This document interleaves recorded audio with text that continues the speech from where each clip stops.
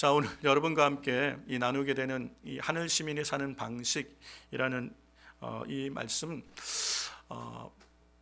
산상수훈에 관한 말씀을 나누는 거예요. 그래서 여러분과 함께 이제 산상수훈에 관한 말씀을 나누는데, 이 우리가 마태복음 5장 1절부터 시작되고 마태복음 7장 마지막 절까지 진행되는 이 세 장의 성경을 산상수훈이라고 말씀합니다. 근데 이 산상수훈은 우리 기독교 2000년 역사의 가장 위대한 말씀의 봉우리예요. 예수님께서 우리에게 가르치신 그 가르침의 핵심이 여기 있는 것.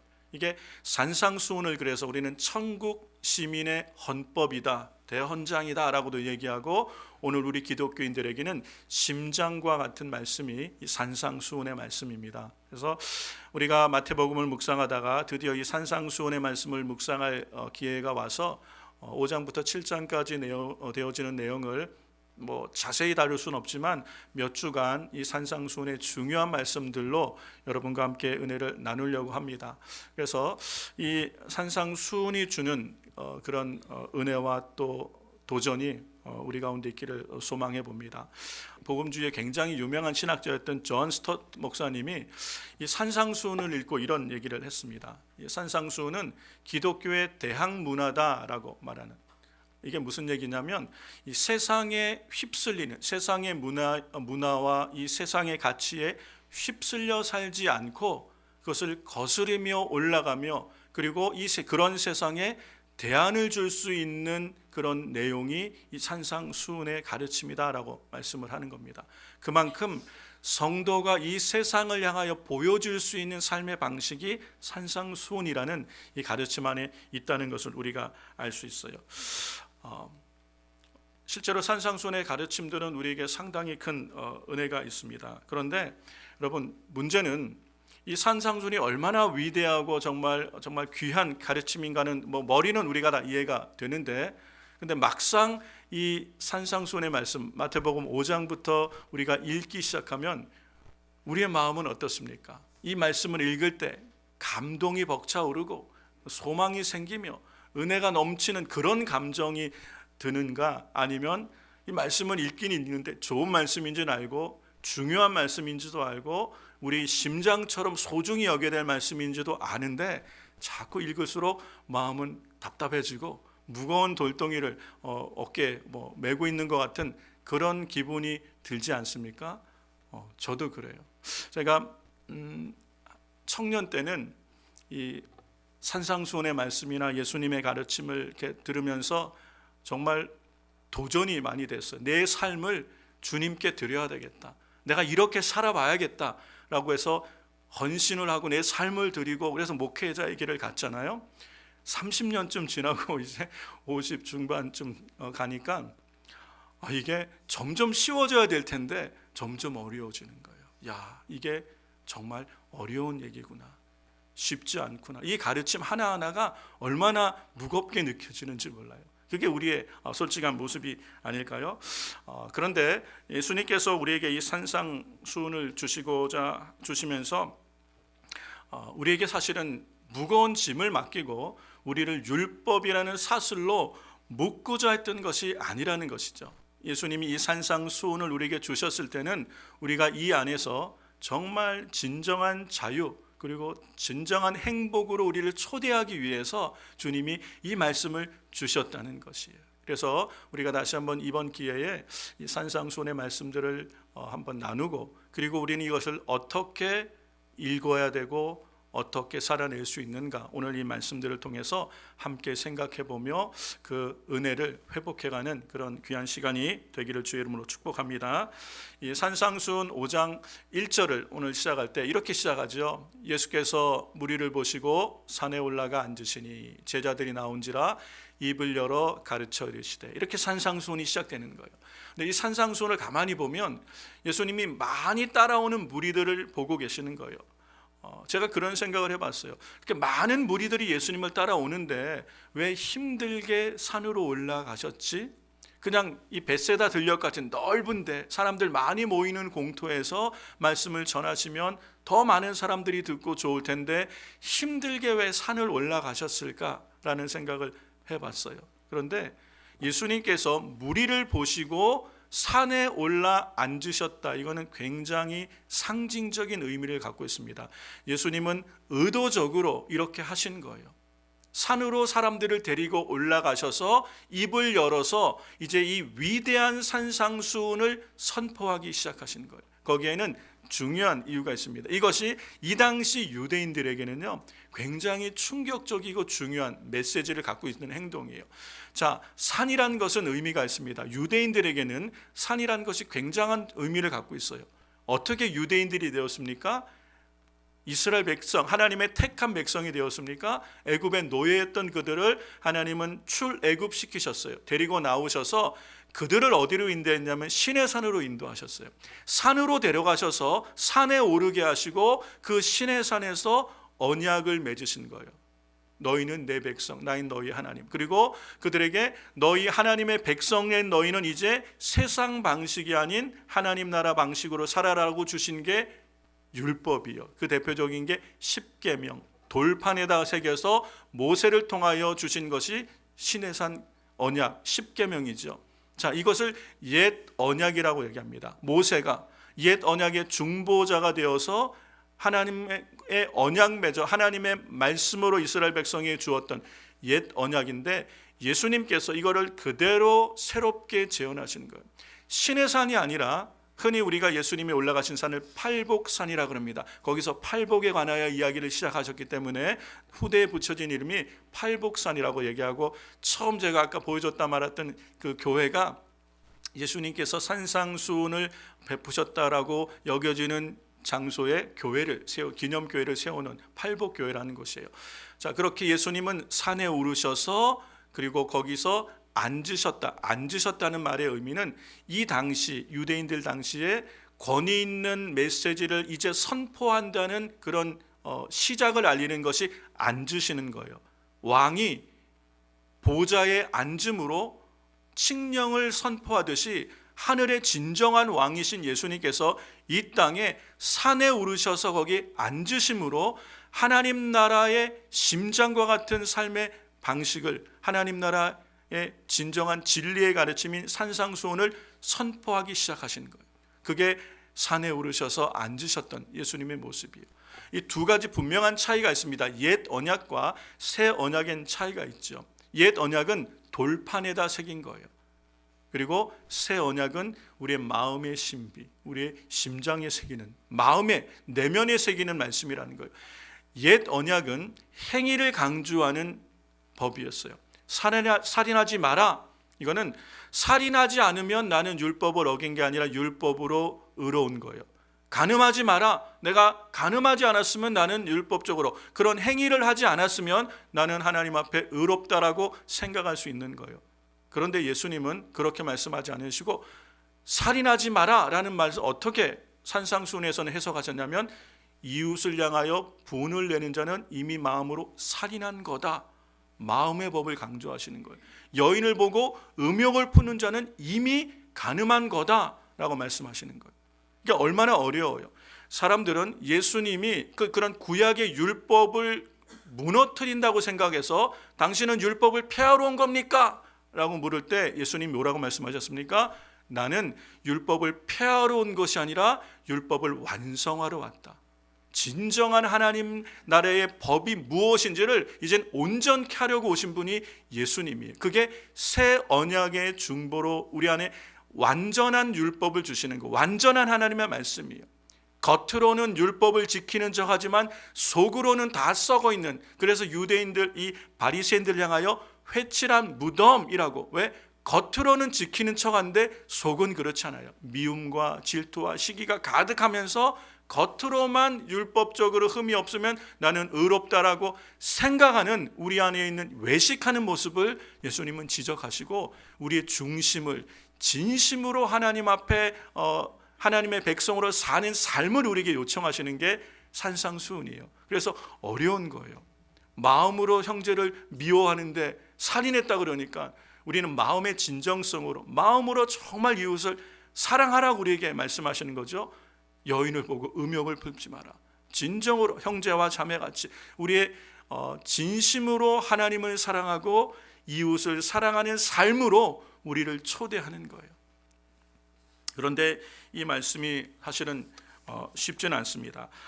그러면 자, 이렇게 주님은 완전한 율법의 완성이며 하나님 나라 하늘 시민이 살아가는 삶의 방식을 이 산상수훈을 통해 우리에게 말씀하시는 거예요. 자, 여러분 어떻게 그렇게 살아요? 목사님은 그렇게 사십니까? 이거는 나중에 얘기를 하자고요. 복잡한 문제니까 어떻게 살 것인가를 이제 말씀을 드리려고 하는데, 자, 그러면 산상수훈 5장에서 7장에 진행되는 핵심은 무엇일까? 정말 우리 주님이 이 5장에서 7장으로 진행되는 산상수훈을 통하여 우리 가운데 강조하고 싶으신 그 핵심은 무엇일까? 그게 가치라는 거예요. 가치의 전환이 우리 가운데 필요하다는 거예요. 세상이 가르치는 가치, 세상이 중요하게 여기는 가치와 하나님 나라의 가치는 다르다는 거예요. 세상이 우리에게 요구하는 요구와 하나님께서 하나님의 백성된 우리에게 요구하는 요구는 정반대라는 거예요. 이 가치가 충돌이 일어나는 거예요. 완전히 다른 정반대의 모습을 우리 안에 말씀하시는 거예요. 자, 세상은 우리에게 무엇이 복이다라고 얘기합니까? 무엇이 진정한 성공이다 얘기합니까? 돈을 많이 버는 것, 돈이 많은 것이 복이야라고 얘기합니다. 강하고 건강한 게 복이야. 그렇죠. 강하고 건강한 게 복이라고 세상은 말하고, 이게 우리가 그렇게 거기에 가치를 두고 살아가는 것이에요. 많은 것을 소유하는 게 복이다라고 얘기를 하고 있는 것이, 심지어 다른 사람을 밟고서도 성공해서 나를 증명하는 것, 그게 성공이고 복이다 세상은 얘기하죠. 그래서 세상에서 치열하게 살아가고 있지 않습니까? 이웃이 어떻게 되든 말든 나는 성공해야 돼, 나만 잘 되면 된다고 생각하는 것처럼 치열하게 우리는 자신을 증명하려고 살아가는 것, 이게 세상의 가치예요. 이게 세상의 흐름이에요. 세상의 트렌드예요. 이거를 거부한다는 것은 굉장히 어려운 일들이에요. 이 큰 흐름에서 돌이킨다? 굉장히 어려운 것. 그런데 산상수훈은 이것과 정반대의 가치를 얘기합니다. 이렇게 1절과 2절을 말씀하시고 3절부터 뭘 얘기하시냐면 팔복을 얘기하시는 거예요. 진정한 복은 그게 아니고 진정한 복은 이거다. 그러면서 팔복은 복이 있을지어다라는 복부터 설명하시고 그 다음에 내용을 말씀하십니다. 우리는 심령이 가난한 자는 복이 있나니 라고 이렇게 알고 있잖아요. 근데 복이 있을지어다 심령이 가난한 자들이요, 이게 헬라어 원어에서 이렇게 말씀하신 거예요. 예수님이 말씀하시는 하나님 나라의 진정한 복은 뭐라는 거예요? 심령이 가난한 것. 누가복음에는 가난한 자가 복이다고 얘기해요. 세상은 부자가 복이다고 얘기해요. 여러분, 여기에 가치가 충돌하는 거예요. 어떤 게 맞는 거야 도대체? 우리 안에도 그런 갈등이 있지 않습니까? 세상은 분명히 가난하면 억울해요, 약해요. 왜 돈이 있어야 된다고 생각을 해요. 그런데 주님은 가난한 게, 특히 심령이 가난한 게 복이다. 애통하는 자가 복이다. 우는 자, 애통하는 게 왜 복이어야 되지? 이해가 안 되네. 세상 가치로는 전혀 이해가 안 되잖아요. 그러니까 가치의 충돌이 일어나는 거예요. 가치의 전환. 이게 지금 산상수훈 전체를 흘러가는 세상과는 다른 방식의 하나님 나라를 보여주고 있는 걸 볼 수 있어요. 오리를 가자는 사람에게 심리를 동행해 주는 것, 오른밤을 때리는 사람에게 왼밤을 내미는 것, 이게 이해가 되는 가치입니까? 그런데 주님은 이런 가치를 우리에게 말씀하고 계신다는 거예요. 그래서 이 독일의 유명한 신학자요 목회자였던, 그리고 순교자가 되었던 이 디트리트 본 회퍼라는 목사님이 계십니다. 이분이 이 산상수훈을 읽으면서 이런 얘기를 한 거예요. 예수님이 우리를 부르신 이 부르심은 우리를 와서 죽으라는 부르심이다. 와서 죽으라는 거예요. 우리의 옛자, 세상적인 욕망이 죽을 때 비로소 그리스도 안에서 참된 생명을 얻기 때문이다. 주님이 우리를 제자로 부르신 것, 우리를 하나님 나라의 백성으로 부르신 그 부르심은, 초청은 사실은 와서 죽어라 라는 얘기. 어떤 죽음을 말하는 거예요? 우리의 자아, 옛사람, 우리의 옛 본성, 자기중심적인 생각, 이기적인 내 마음이 죽을 때 우리는 진정으로 거듭난 새로운 나라의 삶을 시작할 수 있다는, 그게 하나님 나라의 삶이라는 거예요. 자, 근데 우리는 산상수훈을 읽을 때마다 굉장히 부담스럽고 힘든 거는 어떤 의미라는 거예요? 우리가 아직도 죽지 않았구나. 30년을 제가 이 말씀을 묵상하면서 젊었을 때는 할 수 있었을 것 같았는데 갈수록 어렵게 느껴지는 게 뭐예요? 죽는 게 이렇게 힘들다는 거예요. 내 자아의 죽음이 이렇게 힘들다는 거예요. 시간이 들어갈수록 이제는 인내하고 참는 것들이 점점 이게 훈련이 돼야 되잖아요. 근데 우리의 죄성은 그렇지가 않다는 거예요. 죽어야 되는데 이 얘기를 합니다. 그러면서 우리로 하여금 무엇을, 이 산상수훈이 결국 우리에게 도전하는 그 핵심이 뭐냐? 결국 세상의 성공, 이 세상의 가치를 위하여, 이 세상에서 말하는 그런 성공을 얻기 위하여 부단히 우리는 성공의 사다리를 올라가고 있는 그 행위를 멈추고 낮은 곳으로 내려오라는 거예요. 섬김의 자리로 내려오라는 거예요. 거기에 예수님이 계시다는 거예요.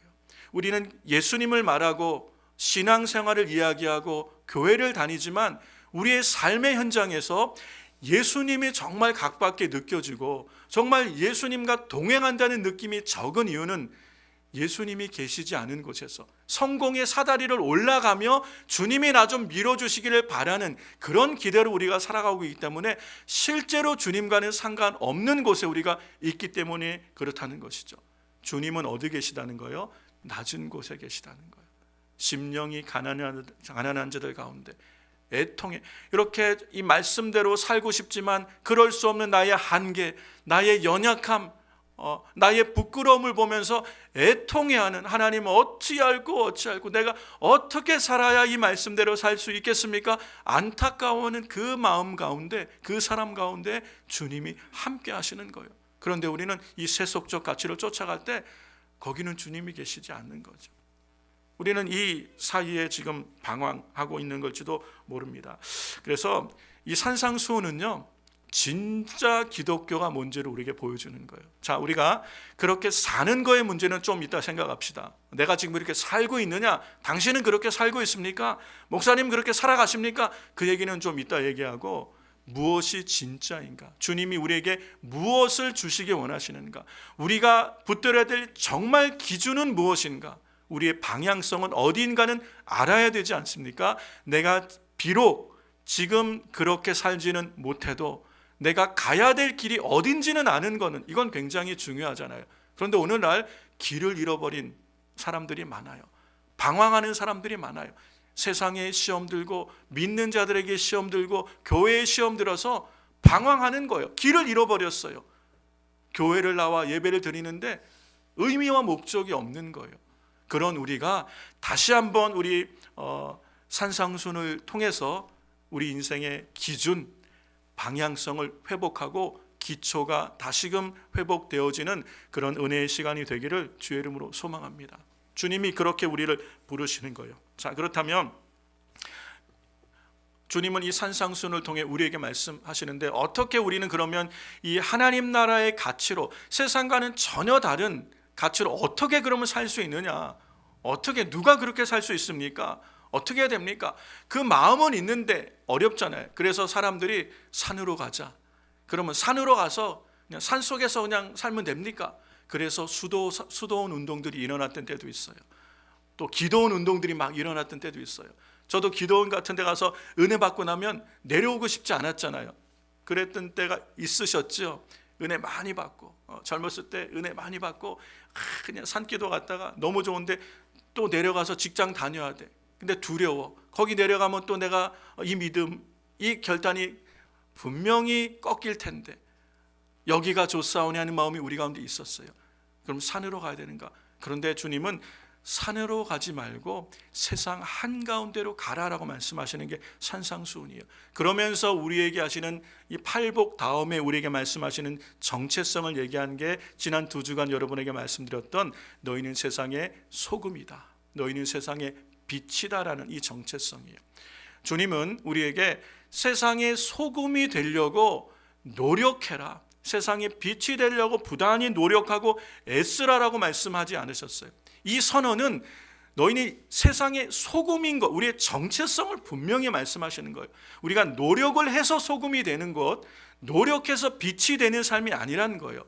그리스도 예수 안에 부르심을 받은 우리의 정체성이 이미 소금이고 빛이란 걸 깨닫고 그렇게 세상 가운데 녹아지고 세상 가운데 어둠을 비추는 삶으로 서는 것, 그게 우리의 모습이에요. 우리가 서는 자리가, 우리가 있는 바로 여러분, 저와 여러분 한 사람 한 사람이 있음으로 소금이 되어지는 거고, 맛을 내는 거고, 부패가 방지되어지는 거고, 살맛 나게 되어지는 거고, 어둠이 물러가는 그런 역할이 우리의 역할이다라는 것을 말씀을 하고 있는 것이죠.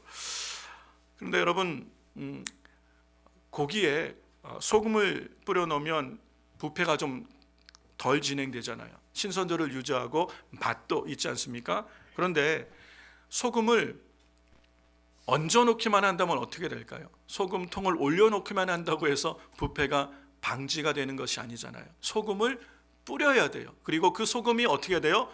녹아들어야 돼요. 스며들어야 돼요. 그래서 우리를 세상에 보내신 거예요. 소금처럼 녹아질 때, 가정에서, 일터에서, 그리고 우리가 살아가는 삶에서 그게 세상의 소금이 되어지는 그리스도인의 모습이고, 그것이 세상의 선한 영향력으로 나타날 수 있는 모습이라는 거예요. 그런데 어쩌면 우리의 모습이 세상에 녹아진 소금이 아니라 세상 가운데 따로 소금 창고처럼 교회에서만 소금이고 세상에 나가서는 그냥 따로 있는, 아무런 상관이 없는 모습으로 있는 모습이 아닐까, 우리가 한번 생각을 해봐야 된다는 거예요. 너희는 빛이라고 말씀하셨어요. 빛이 있으면 어둠은 자연스럽게 물러가는 것이죠. 빛이 있으면 어둠이 물러가는 거예요. 그러면서 하시는 말씀이 너희 빛을 사람에게 비치게 하여, 즉 우리의 빛이라는 것은 너희의 착한 행실을 보고 하늘에 계신 너희 아버지께 영광을 돌리게 하라. 우리의 착한 행실이 세상에 선한 영향력을 주게 한다는 거예요. 근데 이 착한 행실이라는 게요, 우리가 다른 사람보다 좀 도덕적이고 윤리적으로 살아라는 그런 윤리 강령의 말씀이 아니라는 것이에요. 그것의 의미가 뭐냐면, 실제로 이 착한 행실이라는 게 뭐냐면 산상수훈의 말씀을 지키며 살아가는 모습이라는 거예요. 충격적인 사랑이죠. 도저히 우리가 그렇게 살 수 없을 것 같은 이 산상수훈의 말씀을, 하나님 나라의 가치를 전하는 말씀대로 살아내라는, 이게 착한 행실이라는 거예요. 세상과는 정다른 다른 가치의 삶을 제시하신 그대로 살아내는 것, 그렇게 되어질 때 하나님께 영광이 된다는 거예요.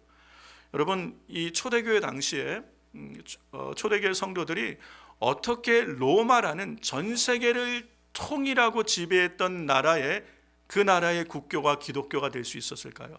어떻게 그 거대한 로마는 이런 힘이 없는 이 기독교인들에 의하여 정말 점령이 됐을까? 기독교 국가가 될 수 있었을까요? 초대교회 당시 이 사람들이, 그 당시에는 전염병들이 많았잖아요. 지금도 팬데믹만 와도 전 세계가 난리인데 그 당시에는 뭐 제대로 치료나 했겠습니까? 전염병이 일어나면 다 도망가는 것, 그 자리를 떠나는 게 사는 길이에요. 그런데 그 당시에 기독교인들이요, 전염병이 난 그 지역을 떠나지 않고 거기서 병들린 사람들을 돌보며 치료하며 그들과 함께하며 죽어갔다는 거예요. 그런 기독교인들, 그리스도인들을 보면서 로마 사람들이 물어보는 거예요. 도대체 너희가 믿는 신은 누구냐? 너희가 믿는 신은 누구냐?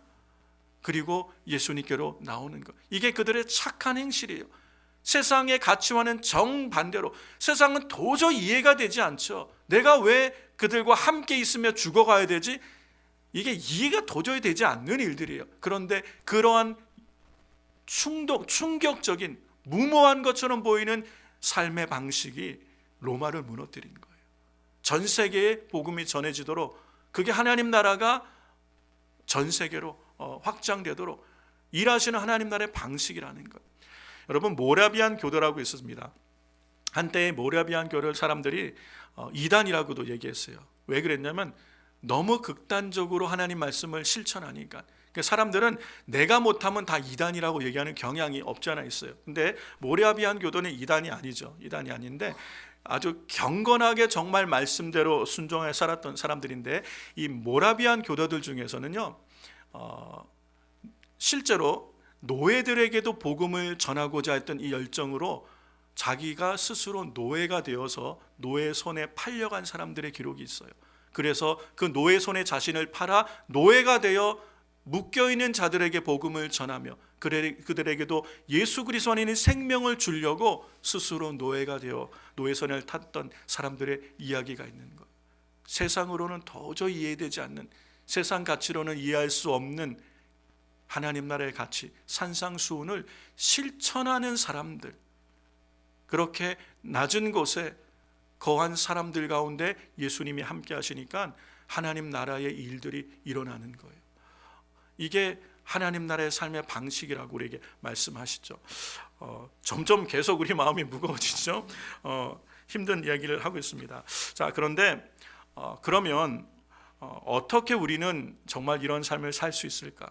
이게 가능한 이야기인가?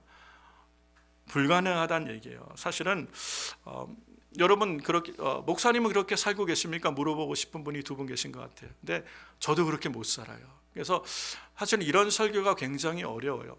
사실은 산상수훈도 비껴가고 싶은 설교 중에 하나예요. 왜?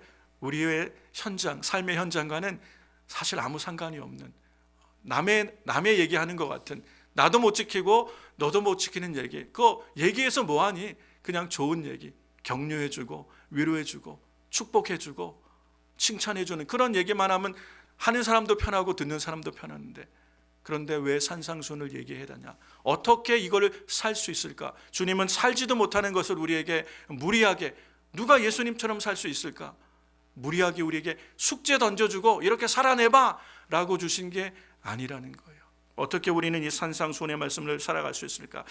영국의 위대한 설교자 중에 마틴 로이드 존슨이라는 목사님이 계세요. 이분이 이 산상수훈을 읽고 이런 얘기를 하셨어요. 산상수훈은 우리를 절망하게 만든다. 그리고 그 절망은 우리를 십자가 앞으로 달려가게 만든다. 이게 맞는 것 같아요.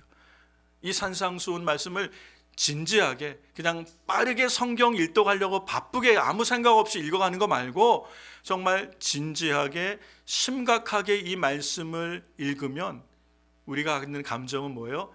절망이에요. 모두가 마찬가지. 이걸 어떻게 살라고, 누가 이렇게 살 수 있어? 절망이에요. 그런데 그 절망이 애통하는 마음이죠. 애통하는 거예요. 아, 내가 정말 십자가의 은혜를 깨닫고 정말 주님 말씀대로 살고 싶은데 안 되잖아요. 애통하는 거예요. 그러면 우리를 어디로 인도합니까? 그 절망, 애통하는 마음이 우리를 예수님께로 인도하는 거예요. 십자가로 인도하는 거예요. 주님은 그것을 우리에게 말씀하시는 거예요. 너희에게 한번 살아봐, 노력해 라는 말이 아니라 안 되지, 너희 힘으로는 안 되는 거야. 그러니까 나에게로 오라. 이게 산상수훈의 핵심이에요. 우리의 힘으로는 안 된다는 것을 우리에게 알려주시는 거예요. 이게 제가 젊었을 때는 될 줄 알았어요. 내 열심으로 내가 부단히 노력하고 내가 부단히 젊어서부터 훈련하면 이런 사람이 될 거야 라고 30년을 살았는데 30년 전보다 못한 것 같아요. 너무 힘든 거예요. 갈수록 이게 무거워요. 근데 깨닫는 게 뭐냐면 안 된다는 걸 알았어요. 이거는 내 노력으로 내 삶을 갈아 넣는다고 해서 사라지는 게 아니구나. 이거는 그리스도께로 가야 되는구나. 이게 그럼 무슨 의미입니까? 예수님께로 가고 십자가를 붙든다는 게 뭐예요? 내가 죽는 거예요. 내가 죽으면 내 안에 그리스도께 사시는 거. 그게 이 요한복음 15장이 명확하게 이해가 되는 거예요. 예수님은 계속 강조하신 게 뭐예요? 나의 안에 거하라.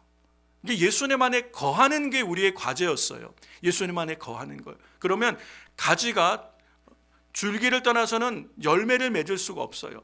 붙어 있기만 하면 저절로 열매를 맺는데요. 그러니까 우리가 해야 되는 것은 우리의 삶을 불태워서 이렇게 살아보려고 애쓰고 노력하는 것, 그것으로 사라지는 것이 아니라 성도인 우리가 해야 되는 게 뭐냐면 예수님 안에 거하는 거예요.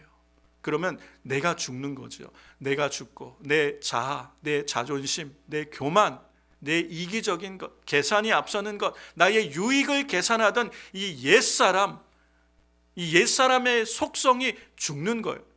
이게 갈라디아서 2장 20절이죠. 사도 바울이 날마다 고백하는 것. 내가 그리스도와 함께 십자가에 못 박혔나니 그런즉 이제 내가 산 것 아니요 내 안에 그리스도께서 사신 것이라. 이제 내가 육체 가운데 사는 것은 나를 사랑하사 나를 위하여 자기 몸을 버리신 하나님의 아들을 믿는 믿음 안에 서는 것이라. 그래서 한국에서는 나는 죽고 예수로 살자는 운동이 있었지 않습니까? 그게 맞는 것 같아요.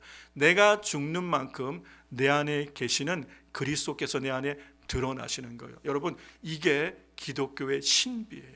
이게 기독교의 비밀이에요. 죽어야 사는 거예요. 그런데 우리는 죽지 않아요. 죽고 싶지가 않아요. 어떻게든 바둥바둥 살려고 내 힘으로 열심히 해보려 할수록 우리는 산상수훈과 너무 멀어지는 거예요. 이게 무거운 짐이 되고 율법의 저주가 돼버리는 거예요. 예수님의 말씀이 내가 하려고 하니까 이거를 멈추라. 이게 산상수훈의 핵심이에요. 멈추고 어떻게 하는 거예요? 예수님 안에 거해. 내 안에 거해. 예수님 안에 거하면 이 사람은 저절로 열매를 맺나니. 어떻게 저절로 열매를 맺까요? 내 자아가 죽을수록 내 안에 예수님이 사시는 거예요. 곧 성령께서 내 안에 일하기 시작하시는 거예요. 예수님께서 요한복음에서 이 일을 말씀하시기 위해서 요한복음에 가장 주님이 많이 강조하신 내용 중에 하나가 성령에 관한 말씀이거든요. 내가 너희를 떠나는 것이 너희에게 유익하다.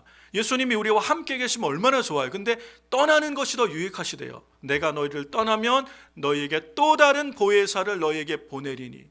성령을 보내시겠다는 거예요. 또 다른 보혜사, 파라클레이토스, 곁에서 도우시는 분. 예수님이 영으로 이제 우리 안에 거하시는 분이 성령님이시잖아요. 그래서 우리를 도우신대요. 내가 죽고 내 자아를 죽이고 내 욕심을 죽이고 이기적인 마음을 죽일수록 내가 죽었다라고 생각하고 그리스도께 딱 거할 때 그분이 내 안에 사시고 성령께서 우리 안에 일하기 시작하는 거예요. 여러분, 이것은 성령을 경험하고 성령으로 거듭나지 않으면 이해가 되지 않는 거예요. 이게 기독교의 비밀이에요. 성령이 우리 안에 계셔서 우리의 연약함을 도우세요. 할 수 없는 일들.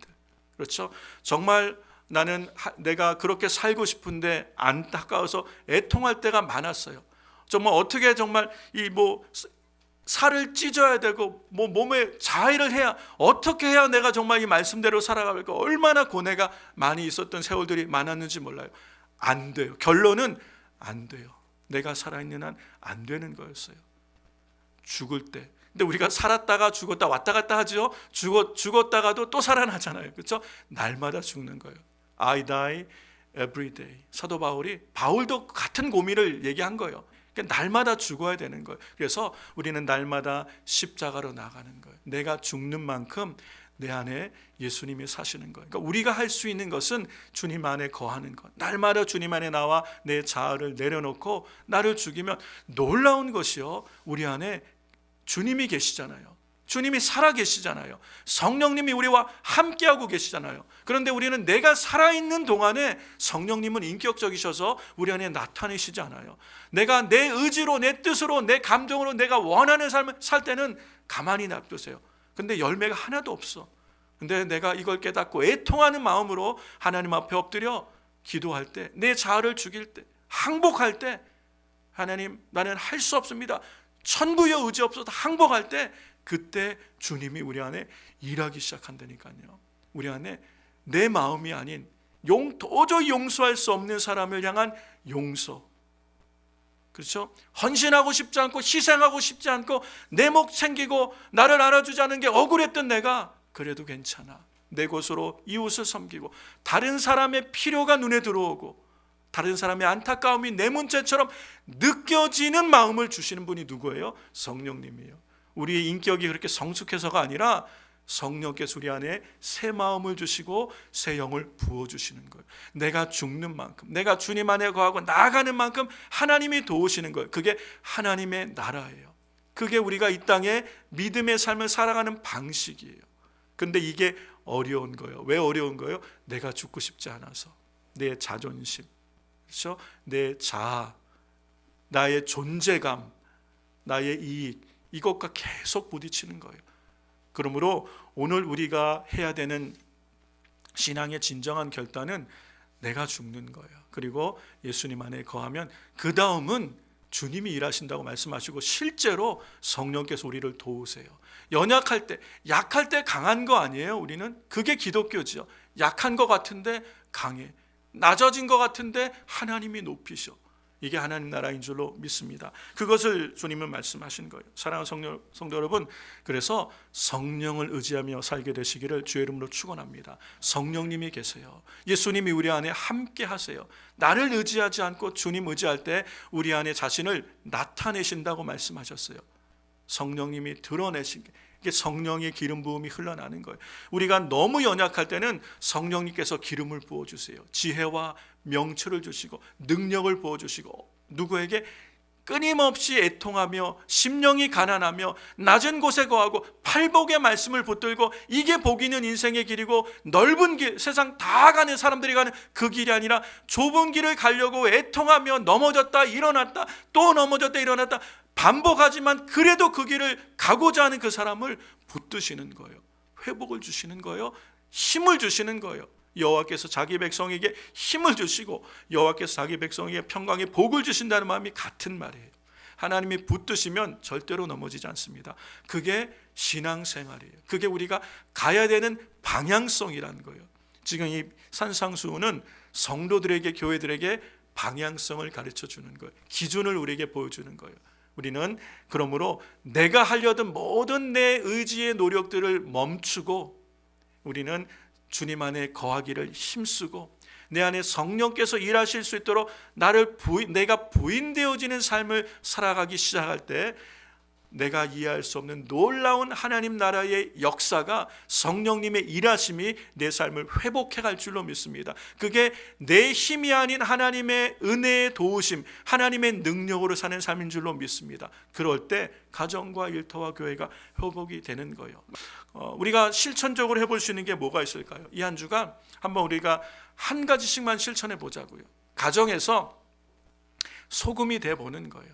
그냥 소금 봉지 안에 가만히 있는 우리가 아니라 녹아지는 소금. 그래서 부부 사이 또는 자녀의 관계 속에서 누가 잘했고 잘못했고 시시비기를 가려야 속이 시원하지만 그 전에 내가 미안해라고 먼저 내가 죽고 미안하다고 얘기하는 사람이 있으면 거기에 화해가 일어나지 않겠습니까? 한번 해봤으면 좋겠어요. 여러분 부부 관계든 아니면 자녀 관계든 가정 안에서 한번 먼저 이 한 주간 쏘리를 먼저 해보시기 바랍니다. 근데 바리새인들처럼 겉으로는 쏘리하지만 속으로는 죽었어, 그거 말고 진심으로 진정성 담아서 내가 미안하다.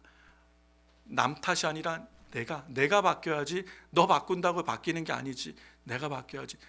여보 미안해, 얘들아 미안해. 먼저 말할 수 있는 저와 여러분 되기를 주의 이름으로 축복합니다. 한번 우리 직장에서 굳은 일 안 하잖아요. 왜? 내가 일과 상관없이 뭐 쓰레기 줍고 화장실 비운다고 돈 더 주는 건 아닌데 아무도 안 해요.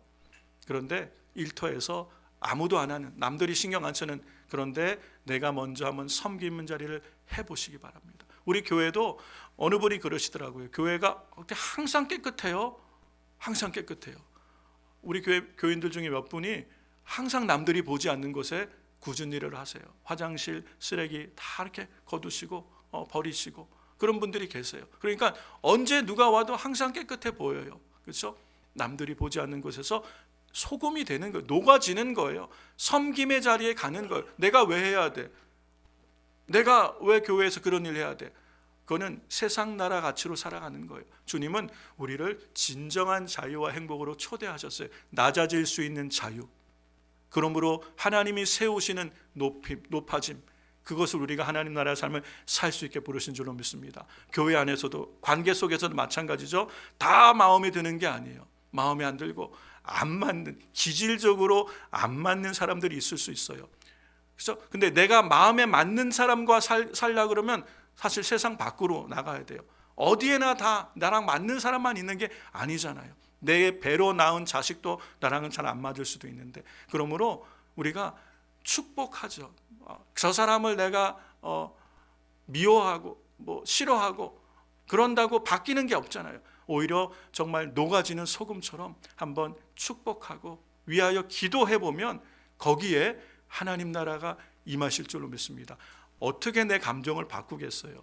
그러나 순종함으로 한번 우리의 생각을 바꾸고 우리의 마음을 바꾸고 우리의 삶의 방식을 바꿔보는 거예요. 가치를 바꿔보는 거예요. 그러면 거기에 주님이 놀랍게 일하셔서 우리 삶에 기쁨과 은혜가 회복되며 성령님이 우리와 함께 하시며 동행하는 삶이 회복될 줄로 믿습니다. 말씀을 정리합니다.